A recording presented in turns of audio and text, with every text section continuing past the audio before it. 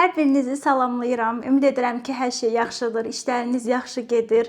Bilmirəm, keçirdiniz yeni ili, istirahət etdiniz, yediniz, içdiniz, gəzdiniz, tozdunuz və gəldik çıxdıq yanvar ayına. Artıq ingilislər demiş reality hits, yəni reallıq artıq bizi belə gəlir, çırpır ora-bura ki, oyan. Çünki mənə elə gəlir ki, ilin ən ağır elə aylarından biri yanvar ayıdır. Çünki sanki üstümüzdə belə böyük bir yük var ki, görəsən növbəti aylar necə olacaq, görəsən bu il mən nələrə nail olacağam, nələrdə uğursuz olacağam. Ən azından məndə yəni çox vaxtı yanvar ayı belə keçir. Növbəti, yəni bir neçə ayımın görəsən necə olacağı məni sadəcə həyəcanlandırır əslində. Ümid edirəm ki, sizdə də belədir. Yəni həyəcanlanası bir həyatınız var və yaxud da ki, inşallah olar. Öz üzərinizdə təbii ki, işlədikcə mütləq şəkildə. Bu ay və növbəti bir neçə videonun mövzusu olacaq pul. Mən çox sevirəm pul mövzusundan danışmağı. Çünki bilmirəm, indi bəziləri ola bilər ki, elə düşünür ki, məsələn pul nə bilim pul gəldi keçərdi. Ay nə bilim soğan olsun, nə deyirlər, onu heç mən bilmirəm. Soğan olsun, təki sevgi olsun, nəsə belə bir şeylər. Mən bunlara inanmıram. Heç görürsüz atalar sözünü belə tamamlayıb deyə bilmədim. Çünki mənə görə pul çox vacibdir. Yəni mən tam səmimi etiraf edim ki, mənə görə pul çox vacibdir. Pulu qazanmaq çox yaxşı bir şeydir, gözəl bir hissdir. Pulu xərcləmək də gözəl bir hissdir və çox önəmli məqam ondan ibarətdir ki, mən düşünürəm ki, sizin 99.9% dərdlərinizin həllini pul vasitəsilə siz edə bilərsiniz. Yəni başlarkən elə bunları deyim. Yəni kimlər ki düşünür ki, yox elə deyil və s. artıq bu videoları ümumiyyətlə izləməyin mən deyərdim. Çünki mən düşünürəm ki, maddi dünyada, yəni bizim bu yaşadığımız dünyanın əsas təmsilçisi məhz elə puldur. Pul ətrafında gedən söhbətlərdir. Bu arada onu deyim ki, başlamadan öncə bilirsiniz ki, bizim normalda biz fərqində söhbətləri edirik Aytən xanımla və belə də çox qəribə hiss edirəm bu arada. Çünki mənim bu ilk təcrübəmdir. Yəni belə kameraya baxıb danışmaq. Biraz özümü qəribə hiss edirəm bu arada. Onu da deyim. Normalda Aytən xanımla edirdik. O Bakıdan qoşulurdu. Mən buradan Varşavadan qoşulurdum. Bir təhər düz qoş edib danışırdıq. Amma texniki səbəblərdən düşünürəm ki, önümüzdəki bir neçə video bu alınmayacaq və siz mənimlə baş-başa qalacaqsınız və pul kimi bir mövzuda. Yəni Aytən xanım olsa məni burada belə daha belə salardı, yəni belə daha belə qəşəng-qəşəng danışardım, amma kamera mən bilmirəm indi nələr baş verə bilər. Mənlə baş-başasınız, ümid edirəm ki, sıxılmazsınız məndən. Sıxılsaz şərhlərdə yazarsınız, videonu da bəyənməyi, şərhlərdə bilmirəm fikirlərinizi yazmağı, düşüncələrinizi yazmağı, tərif yazmağı, istənilən bir şey yazmağı unutmayın. Gəlin başlayaq. Deməli, bizim bir neçə videomuz olacaq. Hələ ki, planlaşdırmamışam. Yəni, mövzular getdikcə baxacağam. Amma 100% ki, bilirəm ki, bir neçə video olacaq işin içərisində. Və bu ilk videoda mən bir dəfə deyəsəm, bir ya iki dəfə səhv etmirəmsə, açmışdım sual-cavabda ki, bəs mənə yazın pul ilə bağlı məsələlərinizi və oradan da gələn bütün, belə deyək, sualları və s. toparladım və baxdım ki, hansı mövzuları mən danışa bilərəm. Yəni, konkret sualınızı burada görməsəniz də bilin ki, onları birləşdirib digər suallarla bu şəkildə sizə təqdim etməyə çalışacağam. Bizim bugünkü, yəni bu videoda danışacağımız məsələ əslində pul itkiləridir. Yəni bir çox insanın mən düşünürəm ki, başına gəlir bu məsələ ki, məsələn, pul gəlir, gəldiyi kimi də nəsə bir problem çıxır, gedir. Nə bilim, borclarınız yaranır. Elə sevinirsiniz ki, bu ay əlinizə 100 manat artıq gələcək. Dərhal həmin o 100 manatın yeri görünür. Yəni nəsə olur. Siz sanki daima belə bir pul itkisi döngüsündəsiniz. Yəni həmişə o dediyimiz bir söz var. 1 manat irəli düşmək istəyəndə 5 manat geri düşürük. Yəni bax, bunların ətrafında istəyirəm ki, bu videoda biz danışaq detallı ki, bu nəyə görə baş verir və bir balaca araşdıraq bunun ətrafında və sonra da baxaq ki, biz bunu necə həll edə bilərik. Mən əslində məni buraxsaz səhərə qədər çoxlu səbəblərdə sayaram. Çünki hətta insandan insana da bu dəyişir bu arada. Amma bir neçə səbəb var ki, mən ən çox bunu görürəm. Demək olar ki, hər iki nəfərdən birində, hətta iddia etsəm hər iki nəfərdən ikisində də görürəm. Bəziləri hətta var ki, özüm özüm belə bəzən olub ki, fikir verməmişəm, amma diqqət etməyə çalışıram. Və çox maraqlıdır ki, bu sayacaqlarımın hamısı mənim müşahidələrimə əsasən doğrudan da pulun bizdən axıb getməsinə, pulun və yaxud da ki, gələn kimi bir yerinin tapılmasına, nə bilim bizim bu çoxlu borc döngüsünə girməyimizə və s. səbəb olur. Və düşünürəm ki, kimlər ki, məsələn, biz konsultasiyalarda bunu bəzi xanımlarla işləmişik, bəzi xanımlar konsultasiyalarda olmasalar belə onların mən bu probleminin olduğunu bildiyimə görə belə uzaqdan da uzağa əslində olsa, yəni məsləhətləşmişik, işləmişik bu barədə və onlar da yəni bunu təsdiqləyirlər ki, doğrudan da məsələn bunu işləyəndən sonra həyatımda müəyyən irəliləyiş gördüm, pul baxımından daha belə deyək, yaxşı səviyyəyə gəldim.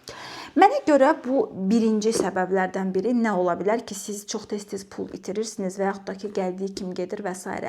Bu, baxın, bu bir biraz daha psixoloji, biraz daha bəlkə də şuuraltı ilə bağlı bir mövzudur, amma bu özünü aid hiss etmə ehtiyacıdır. Aid hiss etmə hissəsini belə istəyirəm ki, dırnaq arasında qoyum sizlər üçün.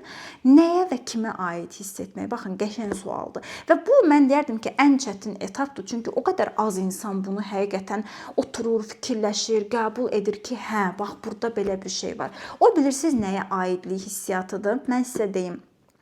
Məsələn, siz varsınız, bir də sizin bir dənə də podruqanız var da, çox belə yaxınsınız onunla, o da 500 manat qazanır, siz də 500 manat qazanırsınız, o da ayın axırına çıxa bilmir, siz də çıxa bilmirsiniz. Amma siz onunla çox yaxınsınız da və sizi birləşdirən dəyər, baxın, ətrafınızdakı insanlara fikir verin, bir çoxuyla fikir verin.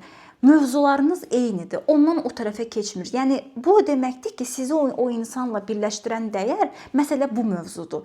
Məsələn, həmin o rəfiqənizlə də sizi birləşdirən dəyər odur ki, onun da 500 manatı var, sizin də 500 manatınız var və heç birinizin 500 manatı ayın sonuna çatmır. Və siz oturursunuz bir yerdə, o dərdindən danışır ki, mənim 500 manatım belə çatmadı. Siz deyirsiniz ki, ay qız, səninki də çatmamaqdır. Qoy mən sənə biraz daha belə qabarıq bir hekayə danışım. Bax bu şəkildə, yəni bir aidlik hissiyatı. Və yaxud da ki, baxın, təkcə rəfiqə deyirəm buna, ailə üzvləri, yəni məsələn valideynləriniz. Mən bunu çox müşahidə edirəm, təəssüflər olsun ki, xüsusən də o belə cəngavər ruhlu xanımlarda, kimlər ki, böyüyürlər, ailəsi, yəni maddi vəziyyəti çətin bir ailədə böyüyür və sonradan yəni bu xanım işləyir, qazanır və daima çalışır ki, ailəsinə dəstək olsun falan. Okey, buralara qədər heç mən qarışmıram, buralara bir şey demirəm, amma işin kulminasiya nöqtəsində bu xanım yəni özünə gələn bir 5 manat artığı belə heç cürə özünə qıya bilmir. Çünki o daima düşünür ki, valideynlərimə aparıb verməliyəm. Çünki orada daima bir aidlik hiss etmək istəyir. Yəni elə düşünür ki, məsələn o daha yaxşı yaşasa bacısından, qardaşından özünü pis hiss edir, baxın. Və avtomatik elə əlinə keçəni ya onlara verəcək və yaxud da ki, o sürüdən ayrılmamaq üçün, baxın, daima bizim ümumiyyətlə insanların sürü psixologiyasıdır. Yəni fikir verin, bir insan bir şey edəcək, o birisi də edəcək və o sürüdən ayrılmamaq üçün 10 nəfərin içərisindəki o necə deyim, zəngin biri bəlkə də olmamaq üçün, seçilməmək üçün əslində biz də başlayırıq. Yəni necə ki, məsələn, anamız ayın sonunu gətirə bilmirdi maddi çətinlikdən. Biz də hansısa bir formada şuuraltı səviyyədə anamızla aidlik hissiyatından, atamıza aidlik hissiyatından, böyüdüyümüz mühitə aidlik hissiyatından əslində eyni sxemi təkrarlayırıq. Yəni deyirik ki, mən sizə aidəm, mən də sizdən biriyəm. Birdən mən məsələn daha yaxşı yaşasam, sizdən biri olmaram. Bu pulun əslində pula emosional baxış hissəsinə də aiddir. Onu da birazdan düşünürəm ki, izah edərəm sizə. Növbəti, baxın, özünüzü mən danışdıqca çalışın ki, analiz edin ki, məsələn, məndə belə bir şey varmı? O dediyim yaxın olduğunuz insanlarla bir balaca analiz edib, bu insanlarla məni nə birləşdirir sualını versəniz, inanın ki, həyatınızda o qədər böyük bir dəyişiklik olar ki, təkcə pulla bağlı yox ha. Çünki mən özüm də bunu öz həyatımda etmişdim və baxmışdım ki, yəni elə insanlar var ki, onlarla sizi çox şey bağlayır. Yəni hər tərəfli Düzdür? Sən o insanla restorana da gedə bilərsən, sən o insanla səyahətə də çıxa bilərsən, sən hər şey edə bilərsən. Yəni demək ki, bu insanın doğrudan da sənin həyatında bir yeri var. Türklər demiş, bir yer kaplayır da. Amma elə insanlar var ki, sən belə araşdırırsan, görsən ki, mən bu adamla oturan kimi məsələn ancaq onun sevgilisi ilə olan problemlərindən müzakirə edirəm. Başqa heç bir şey yoxdur bizim aramızda. Yəni bizi bağlayan dəyər budur və fikir verin, 3 rəfiqə olsun, üçünün də aşağı-yuxarı eyni problemləri olsa, onlar bir arada yığılacaqlar. O deyəcək, bu deyəcək, onlar bir-birini dəstəkləyəcək, qucaqlaşacaqlar və s. Amma o 3 rəfiqədən biri getsin xoşbəxt bir münasibətə girsin, bir müddət sonra o qrupdan kənarlaşdırılacaq, düzdür? Çünki artıq onun dərdi bizim dərdimiz deyil. Çünki artıq onun bizə danışacaq bir dərdi yoxdur. Bax, bu aid olma hissiyatı doğrudan da bizi bir çox sahələrdə bizə təsir göstərir və pul ilə bağlı da bu eyni bu şəkildədir. Boşuna demirlər ki, bizim oturdur etdiyimiz insanlar doğrudan da bizim həyatımızda, yəni çox yön verici, çox təsir edici insanlardır. Çünki biz onlara baxarıq, istər-istəməz biz də onlar kimi yönümüzü alırıq. Bax, bu məsələyə çox diqqət etməyinizi tövsiyə edərdim sizə və bunu da analiz edin dediyim kimi. Digər məsələ, mənim belə deyək, haqqında ən çox danışdığım mövzulardan biridir bu əslində. Çünki özüm də görürəm ki, nə qədər önəmli bir şeymiş və fikir verdikcə o, bilirsiniz, mən çox sevirəm belə məntiq yürütməyi və fikir verdikcə, o məntiqi tapdıqca, onu yürütdükcə mən şoka düşürəm, səmimi olaraq desəm ki, bu indi deyəcəyim şey nə qədər təsir edir insanların həyatına və 90%-in də bundan xəbəri yoxdur. Bu da nədir? Bu da mənim həmişə haqqında danışdığım alma-vermə balansıdır. Baxın, həyatınızın hər nöqtəsində, hər anında, istər münasibətlərdə, istər pulda, hara gedirsiniz, gedin. Kainatın qanunları var, kainatın prinsipləri var və o prinsiplər bütün sahələrdə keçərlidir. Hamısında işləyir və alma-vermə balansı da ən təməl prinsiplərdən biridir. Və mən məsələn bunu bir dəfə demişdim bir podkastımda ki, hələ əvvəllər nə bilim ümumiyyətlə bu enerjisel məsələləri başa düşmədən öncə falan da Instagramda və s. kimisə postunu görəndə ki, kimsə deyir ki, alma-vermə balansını qorumaq üçün nə bilim 5 nəfərə göndərin və s. mənə çox gülməli gəlirdi ki, ay da, yəni denən ki 5 nəfərə göndər də məsələn alma-vermə balansı nədir? Mən başa düşmürdüm bunu. Amma özüm, yəni indi illər keçib bu işin üstündə işləyəndən sonra mən konkret belə deyək ki, dataya inanan biriyəm. Yəni bir şeyi öyrəndimsə, onu həmişə aparıb təcrübə etməyi sevirəm, müşahidəsini sevirəm ki, görüm həqiqətən də belədir yoxsa. Yəni kör-körənə inanmıram heç nəyə.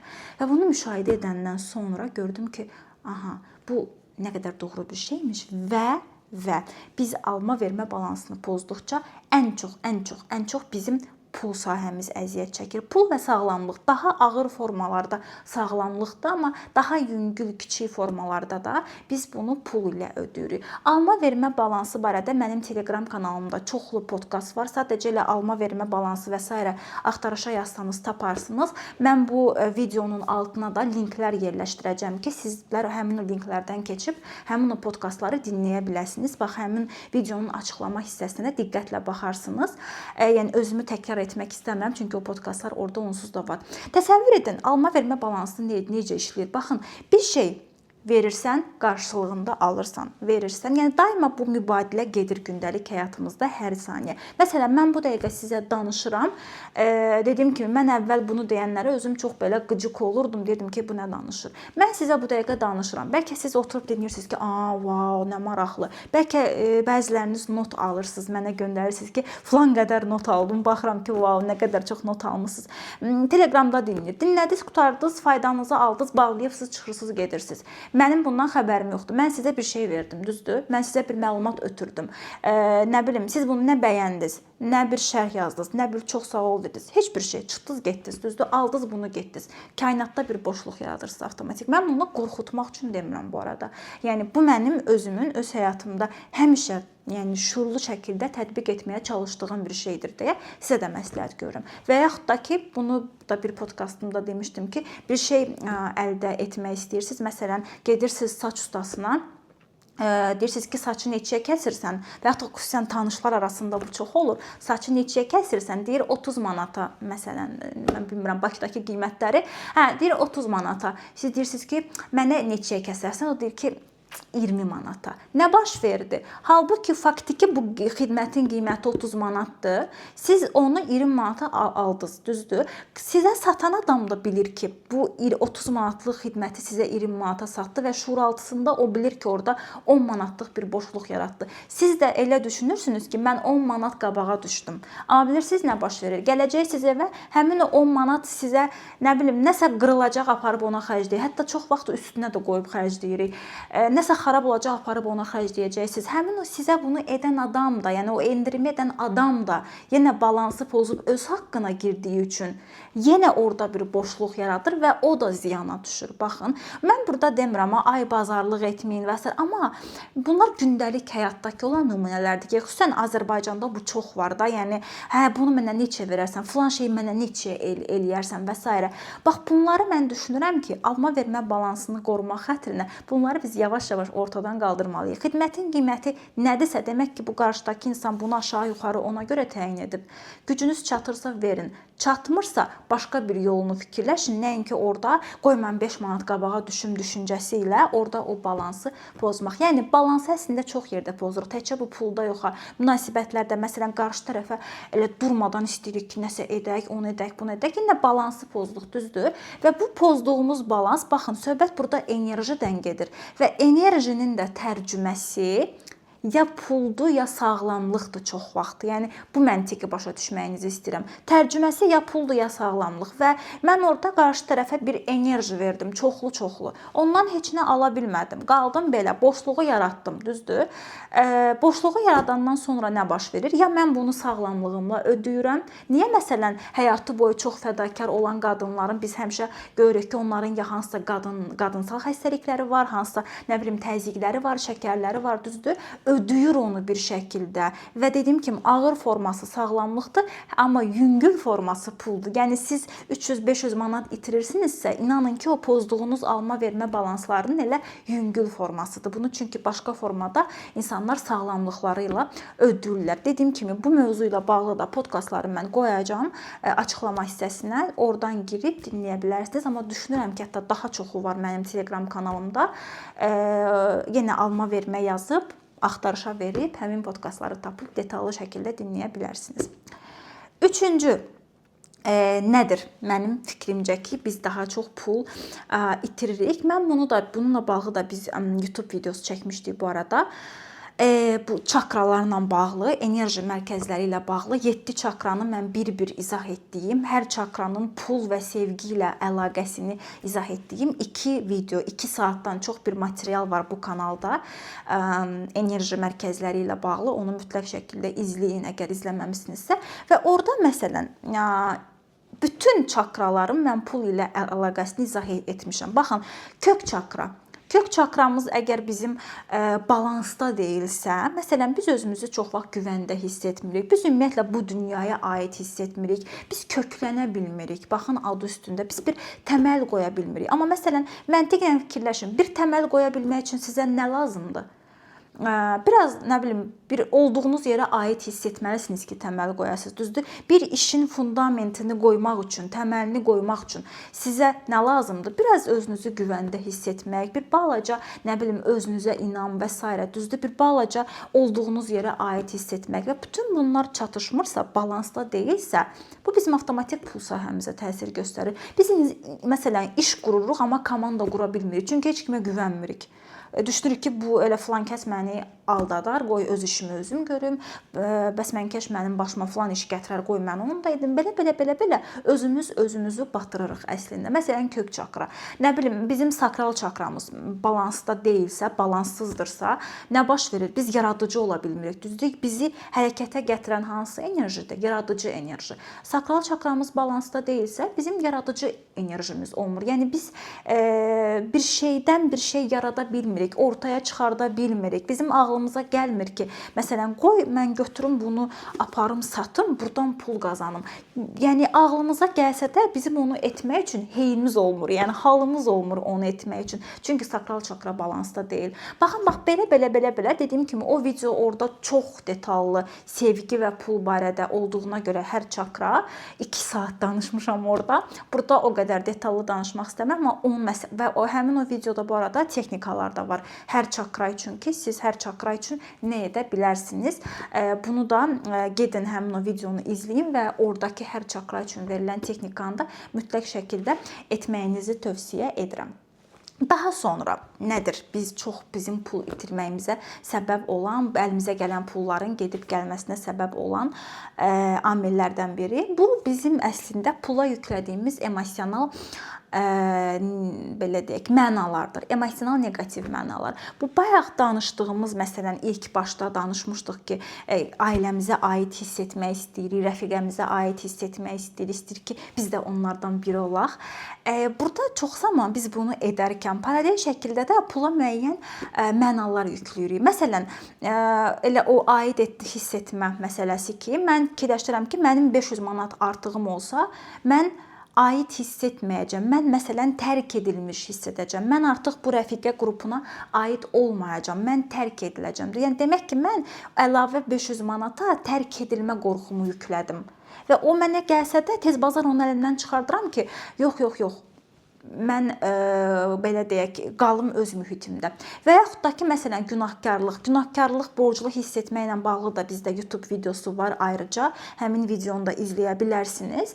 Günahkar hiss edirəm ki, məsələn, əlimə 200 manat gəlir, sevinirəm ki, nə yaxşı da, şuurüstü səviyyədə ki, nə yaxşı da bunu filan şeylərimə xərcləyərəm, amma daxildə də günahkarlıq var əslində ki, məsələn, mənim anamın heç təzə paltarı yoxdur, mən gedim özümə təzə paltar alım və o günahkarlıq hissi ilə biz o pulu tez bazar əlimizdən çıxartmağa çalışırıq. Pulu da əlimizdən necə çıxardıq? Ya bir xəstəlik olmalıdır, ya hardasa nəsə qırılmalıdır, ya nə bilim, hardasa nəsə bir şey çıxmalıdır. O pul məndən çıxsın ki, mən rahatlayım və rahatladığım üçün də avtomatik günahkar hiss etməyim. Baxın, yəni məntiq bu şəkildə qurulur. Mən bilirəm ki, şuuraltı səviyyədə əlavə pul mənə hansısa bir emosiya gətirir. Bəlkə günahkarlıq, bəlkə utanc, düzdür, bəlkə ayıb, bəlkə o aid ola bilməmə hissiyatını gətirir deyə. Əlimə gələni də tez bazar əlimdən çıxartmağa çalışıram ki, çıx, get, amandır məndə qalma. Çünki qalsam mən özümü filan cürə hiss edəcəm. Bax bunu, yəni bunların hamısını oturub və siz düşünə bilərsiniz ki, necə edək bunu analiz? İnanın ki, oturub sadəcə elə öz həyatınıza kənardan ikinci bir şəxs kimi baxanda siz bunu çox rahat şəkildə görə bilirsiniz. Yəni mən özüm hamısını belə etmişəm. Mən sizə yalan deyə bilmərəm ki, mən gecə gündüz terapiyalar keçirdim, mən səhərdən axşama psixoloqlardaydım, bütün günü coachların yanındaydım. Yox, heç birisini etməmişəm. Hamısını sadəcə və sadəcə özümü müşahidə edərək etmişəm. Yəni coachlarla və s. işlədiyim artıq professional səviyyədə olub. Yəni onlar artıq başqa səviyyədə olub, amma öz üstümdə mən deyərdim ki, mən tək işləmişəm.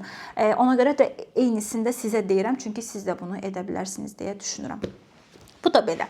Və sonuncu mənə görə nədir bu? Belə gedirik də biraz spiritual, biraz enerjisel, biraz psixoloji ki, hər kəs baxsın, özünə aid olanı seçsin. Şərt deyil ki, hamısı sizdə olmalıdır. Ən son, mən bunu səhv etmirəmsə, yayda da biz danışmışdıq bu barədə. Bizim bir ödənişsiz proqramımız olmuşdu. Deyəsən, mənim Instagram səhifəmin 1 illiyinə həsr olmuş və orada danışmışdım bu barədə ki, bəs karmik borclar, enerjisel borclar demişdim və demişdim ki, bu borclar çox maraqlı formada yaranır. Həmin o podkastın linkini də qoyacağam mən açıqlama hissəsinə, keçib Telegramda dinləyə bilərsiniz.